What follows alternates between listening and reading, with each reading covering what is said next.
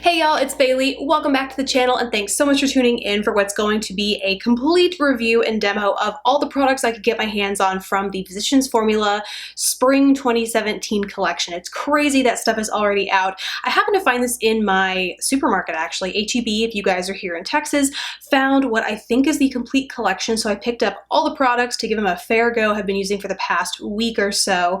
It's so hard to think about spring products at this point because it's now, December as I film this. I'm clearly feeling the dark wintry lip, which by the way is some of the new Makeup Forever stuff, one of their aqua lips. This is in the shade 13C, and then one of their brand new Acrylips. This is in the shade 600, very deep. The liner's more of a kind of true to color here, a purpley berry, whereas this is a cooler blue, I would say. Either way, loving it, but not exactly the spring vibe, I'll have a review and demo of these coming up later, but back onto the Physicians Formula. So there are 7 total pieces to this collection. 2 new butter blushes, well, the only butter blushes in existence. There's currently only a butter bronzer, I believe. Then there are 2 highlight or strobing and bronzing trios that have come out. 2 face products, 1 primer and 1 setting mist, and then the concealer, which also comes with an adorable little mini beauty blender-esque type thing. First, let's start with the primer. This is the #InstaReady face primer with an SPF of 18. To start with the packaging, I mean, it's pretty standard primer packaging, except the pump is pretty awesome, especially for a drugstore. There's no cap to mess with, and yet it still makes it super travel friendly because basically you just twist this little top disc at the top, which opens and closes the nozzle, makes it very easy to twist, close, throw it in your travel bag, and then you're good to go. And yet when it is open, I don't find that I get too much product as I'm dispensing it on the back of my hand or my fingers, wherever it is. It's super easy to control. On the actual product itself, I was hesitant to even pick this up because I am not a fan of most primers, period. Drugstore, high-end, you name it. I just don't like a silicone-y sort of feel. Those that tend to label themselves as like pore disappearing or like line refining, basically anything that promises to smooth out skin, cover pores, make them invisible, has a silicone base and texture, and I find that it makes my makeup feel like it's going to slide off throughout the day, and ultimately it does. I just am more prone to brush streaks and strokes and all that kind of stuff, and so, needless to say, not my favorite. But I took a chance, picked this up, and I'm actually really happy to say that I did. So, to start, it does, when you dispense it on the back of your hand, have that kind of characteristically clear and jelly sort of look and feel about it, like it has that silicone component, but as you spread it across here the back of my hand, but onto your face, more importantly, it sinks in, like so that you really, once it's fully worked into your skin, there is zero film left over the top. Like it really does absorb completely into the skin to create a nice smooth canvas, and as a result I find it not only enjoyed the texture, but it also actually did help my makeup wear more evenly and longer throughout the day. When I tested this, and you'll see the before and after, I was wearing it under my go-to J. Manuel Beauty Filter Finish blah blah blah, it's a long name, foundation, but I found that with the colder, and it's not like it's severely cold, but it's relatively cold for me here in Texas, that colder weather has brought a little bit more of an uneven skin texture, some crepiness,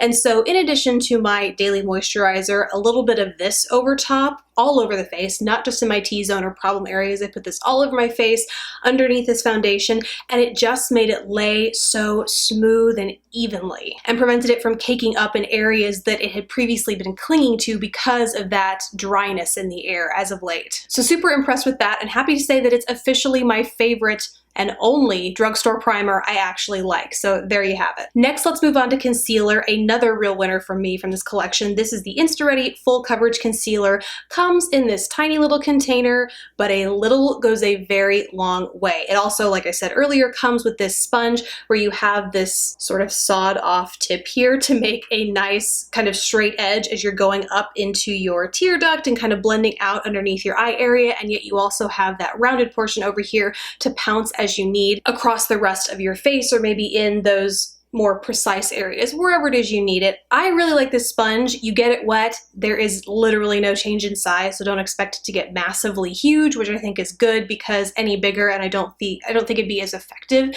in those really precise areas that you traditionally want to or need to apply concealer. When it comes to the concealer itself, the packaging, I think MAC did or does have a similarly packaged concealer where it's in this tiny little pump. Unfortunately, I find I have less control with this pump. Really, it's either at a 0 or a 1. It's either nothing's coming out or you get an entire squirt, and like I said earlier, a little of this goes a long way, and so if you get the whole pump out, it really does cover like under your eyes, on my chin, around your nose, and then in addition to any spot concealing you might have around the rest of your face. So if you aren't real big on concealer, that might be a downside for you, but as far as coverage goes, this stuff is amazing. Very, very creamy texture, super easy to blend out, but oh my gosh, is it opaque. Definitely a buildable full coverage concealer. Despite being super full coverage, it doesn't feel super heavy. In fact, I'm kind of surprised at how thin it feels. Think like in terms of It Cosmetics by Under Eye, one of the top best concealers for me. Much thinner than that, I would say. But as a result, I do find I absolutely have to set this with powder because it's not so much that it maintains a dew when it sets, it's more that thinner consistency sinks into fine lines for me if I don't set it with a powder. That being said though, I think there's maybe one concealer that I don't need to set with a powder. So the fact that I need to with this one isn't really a deal breaker for me or a big deal at all, but another winner from this collection. Moving on to the matte sculpting palette. Here you have 3 shades. One is a matte highlight, one is a matte contour, and one is a matte bronzer, but I do want to say the packaging was a little conflicting. I mean, it's pretty obvious which in here is the highlight, but on the packaging they say that the cooler toned matte powder is the bronzer and the warmer is the contour. Like, I really don't think I'm reading that wrong. That is how they instruct you to apply these across your face. Like, you take the cooler one and apply it in broader swaths, and then you take the warmer and go in and contour with it. Very weird. I did it just to say I followed the instructions and would not recommend doing it again. I'm not sure why they labeled it that way, but here today I am wearing the reverse, where I have placed the warmer shade all as I would a bronzer, and then the cooler shade more precisely in the hollows of my cheek as I would a contour. You also get what I would say a pretty nifty little brush. At first I saw this and was like, well, it could be hit or miss. It could be really useful or it could not. Turns out it's actually a sturdy enough brush. I'm not sure if you can see how stiff these bristles are, but they're actually sturdy and dense enough to pick up a solid amount of product and really nicely and precisely place them in that contour. And then you can also flip it on the side like so and apply that bronzer shade in more broader areas super easily. So pleasantly surprised by that. And then you also get a mirror here in the packaging as well. Basically, I think these powders are great. They're super smooth, very, very pigmented, especially if you are using, this is the brush that I love for bronzer to apply all over. But even though this is very fluffy, this sort of density picks up a ton of product. And so I find more often than not having to really tap off, blot excess against the back of my hand before I go and apply it, because this stuff is very, very pigmented. The major downside for me really is that this is the only shade the trio comes in. So I have, fair. I mean, I do feel like I'm getting a little washed out by this lip color right here. So I tend to have fair to a light skin tone. I think this, especially the cooler shade in here and the highlight, obviously would flatter a fair skin tone.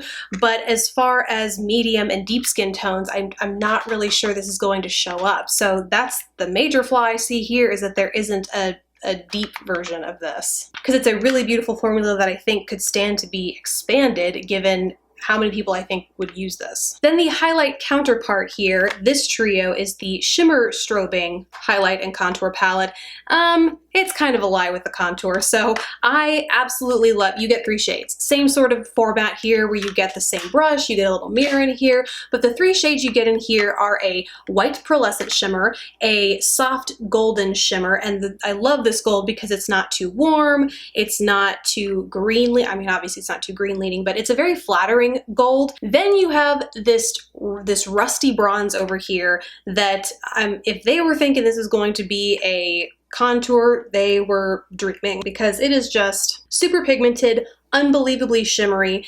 I definitely think this would be good for medium to deep skin tones as a shimmery blush, because those red pigments are so heavy in here that you could use it as a blush and then as a natural highlighter, but on me, it just looks like it's too pigmented, it's too much, there's no amount of blending that can make it look good on my skin tone, and so I think those with fair to light skin tones might struggle with that as well. But the pearl and the gold, unbelievably pigmented, and I think super flattering on all skin tones. So for that alone, I think it's worth it, especially given that you could probably use this, you know, the bronzer shade or whatever this is, as like an eye color or something like that, if you find it's not working on your face. So again, a little puzzling as to what the full intention of this palette was, but regardless, there are some real winners in here. Moving on to some duds. I'm just going to be really honest here. They are the butter blushes. And first off, yes, they do have the exact same scent as the butter bronzer. It's that same coconutty, but like synthetic coconut. This one has even a little bit more of a perfumey fragrance to it. It's like coconut mixed with something else. But it's still very much there in the event that you have a sensitivity to that, or your skin has a sensitivity to that. Something to be aware of. These definitely have that same scent.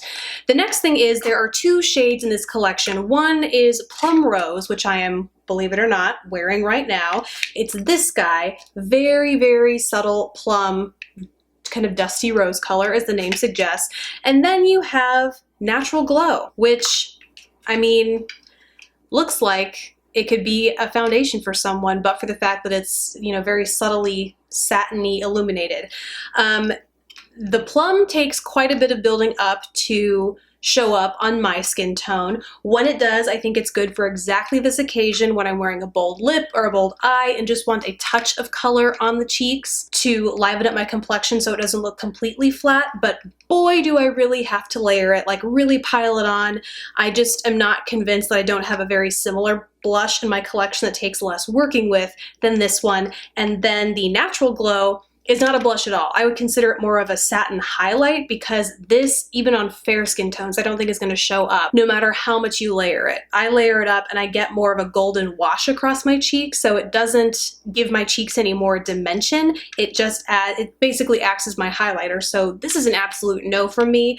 And this is one that it's not the worst, but it's also certainly not the best for what it does. I would consider Natural Glow more of a more natural looking alternative to the Ultra Highlight Strobe palette here, basically. So if you're kind of on the fence and you're like, oh, I don't know that I would use all these shades, but I love the gold, but it might be a little too shimmery for me, this is a great alternative. But I just want to forewarn you that if you pick this up thinking it's a blush, I don't think it is for anyone. And last up is the setting spray, Insta Ready setting spray, pretty appropriate. I wouldn't say it functions any differently than any other setting spray. It has a different ingredient deck than, say, the L'Oreal Infallible. Like, I did compare these against each other, but functionally and like how they actually performed on me, they both helped keep my makeup like lasting and intact all day. The major difference, I will say, is that the spray is super fine on this one. Like, I don't know if I have no idea if you can see that, but just know it has a very broad spray, but ultra fine mist,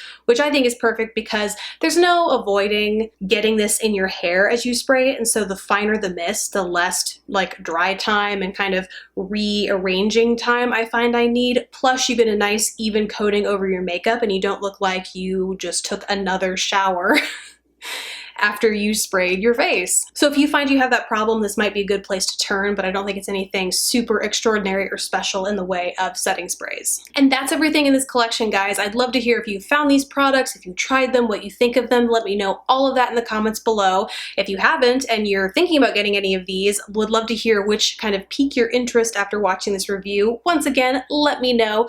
Besides that, thank you guys so much for watching. Please don't forget to subscribe if you haven't already, and I will catch you in my next video. Bye, guys.